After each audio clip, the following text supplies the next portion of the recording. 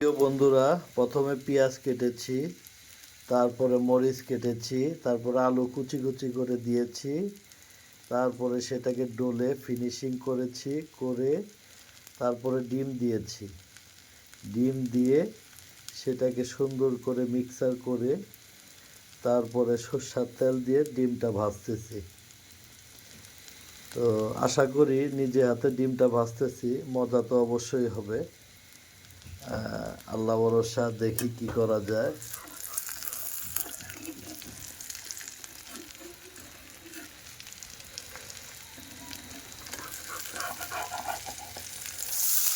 ও, চমৎকার! দেখেছেন তো ডিমের কালারটা কেমন হয়েছে? অস্থির অস্থির। এভাবে ডিম ভাজতে হয়। ডিমটা একটু কড়া করে ভাজতে হবে, কারণ কড়া করে না ভাজলে এই ডিমের মজাটা পাওয়া যাবে না। তবে ডিমের কালার দেখে তো মনে হচ্ছে চরম ভালো হবে আজকে নিজে হাতে ডিম ভাজা।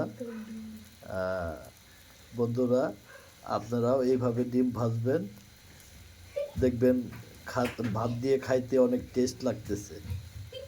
প্রিয় বন্ধুরা, সবাই ভালো থাকবেন।